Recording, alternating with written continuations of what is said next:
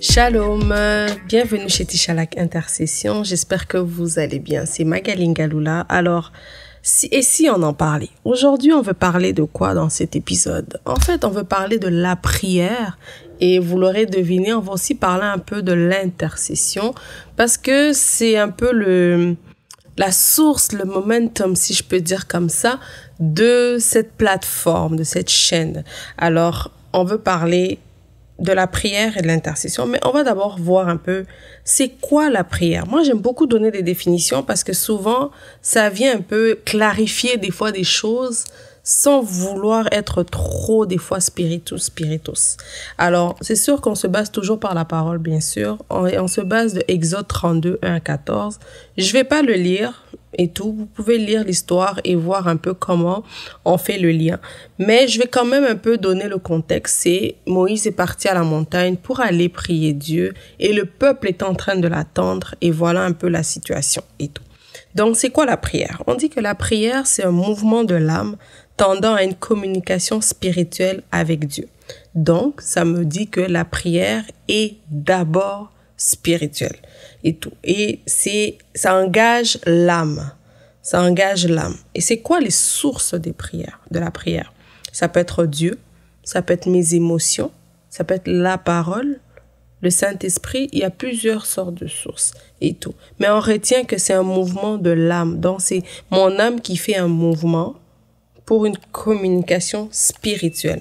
Donc, mon âme veut rentrer dans le spirituel pour parler avec Dieu. C'est quoi l'intercession? Parce que c'est quand même un concept, une prière d'intercession, c'est quoi? C'est deux choses complètement différentes et on veut en parler aujourd'hui. On dit que la prière d'intercession consiste en une demande en faveur d'une autre personne ou d'une autre situation. Elle ne connaît pas de frontières et s'étend jusqu'aux ennemis. En d'autres mots, nous sommes aussi appelés à prier en faveur de nos ennemis. La notion ici d'intercession, c'est une notion d'intervention. Donc, quand je dis que j'intercède, c'est que je veux intervenir. Mais quand je dis que je prie, c'est que je veux juste communiquer avec Dieu. C'est deux choses différentes. C'est que quand je veux intercéder, c'est que je veux que Dieu intervienne. Je veux qu'il agisse, je veux qu'il bouge. Mais quand je prie, c'est que je veux communiquer avec lui. Je veux juste parler avec lui. C'est ça un peu les deux différences à vraiment pas mélanger. Je sais que des fois par ignorance, on mélange, mais on ne devrait pas mélanger les deux concepts parce que c'est important de le savoir parce que dans tout ce que je fais, je dois être intentionnel. Je dois avoir une intention derrière. Donc quand je viens prier Dieu, quand je dis que je vais en prière, c'est que je vais communier avec le Seigneur. Mais quand je dis je vais en intercession, c'est que je vais pour avoir certains résultats, une intervention. Alors, j'aimerais quand même qu'on se pose des questions sur quels peuvent être des obstacles à une prière, que ce soit une prière d'intercession. Parce que, comme on le dit, on va beaucoup parler de l'intercession parce que on est un organisme qui est beaucoup basé là-dessus parce qu'on veut aider. C'est que nous, notre travail, c'est un peu être entre la personne et Dieu et demander une intervention pour le Seigneur. Donc, le premier obstacle qu'on peut citer dans cette histoire que je vous ai parlé, c'est l'impatience. L'impatience du peuple. Vu que Moïse tardait à revenir de la montagne, alors qu'il était allé chercher les lettres de la loi, ils ont décidé de se tourner vers un autre Dieu. Dans mon contexte à moi, c'est quoi en fait? Parce que Moïse est plus là, n'est-ce pas? C'est par exemple, Dieu m'a promis soit l'argent, le mariage, peu importe. Hein, j'ai prié, puis Dieu m'a dit, je vais te bénir financièrement, je vais te donner un mariage et tout. Et au lieu d'attendre le temps favorable de Dieu, moi, j'accepte n'importe quelle opportunité qui se présente devant moi pour aider Dieu ou gagner du temps. C'est là que l'impatience vient faire obstacle en fait à ma prière.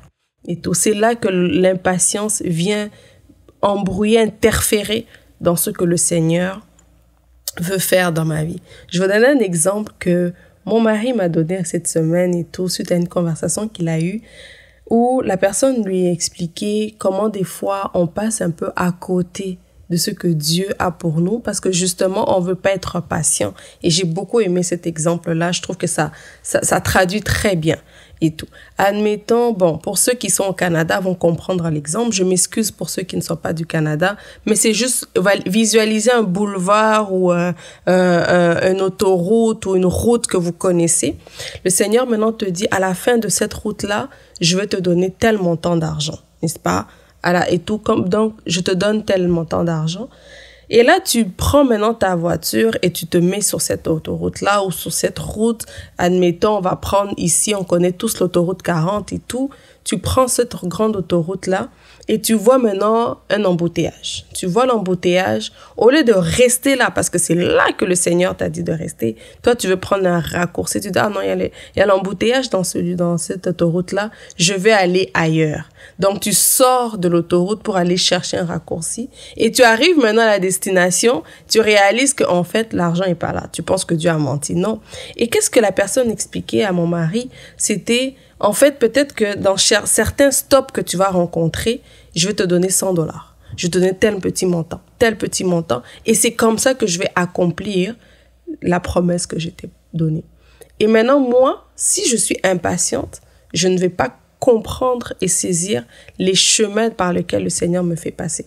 Et peut-être qu'à certaines saisons, tu vas avoir toujours un plus pour atteindre l'objectif ou la mission, la promesse que le Seigneur a pour toi. Parce que dans ce processus-là, qu'est-ce que Dieu fait? Il travaille aussi ton mindset. Il travaille aussi ta façon, ta perception des choses, ton interprétation des choses et tout. Mais si toi, maintenant, tu ne travailles pas cette patience-là dans la prière, c'est ça qui fait que des fois, nos prières ne sont pas exaucées et tout. Le deuxième obstacle que ce texte nous apprend, c'est l'idolâtrie. Ils ont adoré le Dieu qu'ils ont fabriqué par leurs propres mains. Dans notre contexte, l'idolâtrie, c'est lorsqu'on compte sur tout sauf Dieu pour vivre ses promesses. À l'époque, le péché était tangible, n'est-ce pas? On pouvait le voir, mais de nos jours, il est beaucoup plus subtil. Je dis que Dieu va pourvoir, mais je commence à chercher des moyens humains pour obtenir ce que je dis qu'il va pourvoir. C'est là que l'idolâtrie peut être caractérisée dans notre société et tout. Je compte sur mes propres forces ou sur les ressources d'une autre personne. Certes, Dieu utilise les hommes, mais le danger, c'est de ne pas faire de lui la source et le laisser utiliser les moyens que lui seul veut pour accomplir ses promesses. C'est là que l'idolâtrie prend son sens. De dire que, OK, là, j'ai des factures. Là, je dois payer ça. Mais Dieu, il sait que tu as ces factures-là. Dieu, il sait que tu dois payer ces choses et tout. Mais toi, maintenant, qu'est-ce que tu fais? Est-ce que tu attends? Ou est-ce que tu veux compter sur Dieu? Ou tu te dis, ah, telle personne pourra m'aider. Telle personne pourra faire. Et même compter sur son salaire. Même compter sur l'argent peut-être que mes clients vont me donner. C'est là, c'est l'idolâtrie. Parce que le travail maintenant devient mon Dieu. Devient ma source et tout. Alors que ma source, ça doit être Dieu en fait et tout. Et c'est de lui en parler, c'est de lui dire. Et ces choses-là viennent bloquer ma prière parce que au lieu de prier, Seigneur, regarde les factures que j'ai, pourvois mes factures, je sais que tu es capable, je veux compter sur personne d'autre que toi. Je commence à fabriquer comment faire pour avoir justement ce dont j'ai besoin. Donc, je bloque ma prière. Parce que peut-être que Dieu va utiliser quelque chose qui va tellement t'éblouir, qui va juste, en fait, t'emmener à une autre dimension de ta prière et de ta foi. Et tout. Et le troisième obstacle, la désobéissance. On voit que vers le verset 6 à 8, là, ils ont fait exactement le contraire de ce que Dieu les a demandé. Et ils ont fait une fête, soi-disant, en l'honneur de l'Éternel. Il faut savoir une chose, hein. C'est clair, net, Dieu, quand Dieu a dit non à quelque chose, même si tu essaies de déguiser ça avec la parole, même si tu essaies de dire, oh, mais tu vois, tu as dit non, mais je l'ai fait pour toi, en fait. Même si tu essaies de déguiser ça, si le Seigneur a dit non, il va pas l'agréer. Et tout. Par exemple, le Seigneur me demande de faire quelque chose de bien précis, mais je refuse. mais je m'adonne à des pratiques bibliques quand même. Tant que je ne fais pas ce que Dieu m'a demandé, je ne le suis pas agréable. L'exemple typique, le roi Saül. J'aime beaucoup cet exemple et souvent je le nomme dans la désobéissance parce que pour moi, il est l'exemple clair, l'exemple typique de la désobéissance et à quel point. Et c'est là qu'on voit vraiment à quel point la désobéissance, là, Dieu, il ne blague pas avec ça. Et tout, quand Dieu te dit de faire quelque chose, fais-le. N'essaye pas de comprendre, de déjà comme voir, ok Seigneur, comment je fais? Non, fais ce que Dieu te dit de faire. Le roi Saül, le Seigneur lui a dit, tu vas aller vers ce peuple, les Amalécites, tu vas les détruire et eux, et les bêtes, et tout en fait. Tu vas les vouer par interdit. Lui, il est allé, il a fait, mais il a gardé les bonnes bêtes là, et il a gardé leur roi. Parenthèse, ce roi-là, c'est lui que plus tard a essayé de tuer le peuple d'Israël quand Esther a été roi et reine, excusez-moi, et tout. Donc, tu sais pas ta désobéissance là, elle peut apporter quoi dans les générations futures, dans ton héritage et tout. De la même manière que ton obéissance peut sauver toute une génération, ta désobéissance peut détruire aussi toute une génération et tout. Je ferme la parenthèse. Donc, le roi Saül, il a gardé les bêtes que Dieu lui avait dit de tuer. Dieu l'a dit, voulez par interdit. Il a décidé de les garder et non seulement de les garder, il voulait les offrir en sacrifice à l'Éternel. Non, Dieu n'a pas agréé ça, mais pas du tout et tout. Parce que Dieu lui avait dit de les tuer. Il n'a pas dit, vas-y, garde-moi les bonnes bêtes là et puis viens me les offrir. Non, Dieu ne l'a pas dit ça. Et des fois, c'est ce qu'on fait. C'est que Dieu m'a dit de faire quelque chose. Peut-être Dieu m'a dit de prier pendant tant nombre de jours, ou de jeûner pendant tant nombre de jours. Moi, j'ai dit, ah Seigneur, non seulement je veux jeûner là. Seigneur, je veux faire ça encore, je veux faire... Mais Dieu t'a pas dit ça. Tu veux lui faire, ok, fine. Mais si Dieu t'a dit clairement quoi faire, fais ce que Dieu te dit clairement et tout. Ne rajoute rien, ne retranche rien. Fais exactement ce que Dieu t'a dit de faire. Je donne un exemple comme ça parce que on voit trop la désobéissance dans le péché, dans le fait de mentir, de voler. C'est trop subtil, c'est trop facile. C'est trop facile. Dans notre temps maintenant, la désobéissance est plus subtile. Le dernier point, c'est l'indiscrétion. Et tout, l'indiscrétion. Je vais donner la définition parce que des fois, chacun a sa conception des fois de certaines choses, mais je veux dire ce que le dictionnaire nous dit. C'est action de révéler ce qui devrait être secret.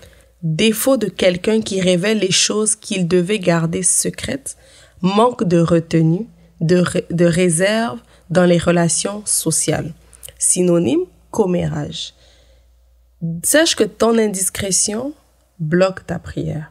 Parce que tant que Dieu ne t'a pas dit de parler de ce que tu es en train de faire, par exemple, de ce qu'il est en train de faire dans ta vie, et que tu vas commencer à en parler par-ci, par-là, tu es indiscrète.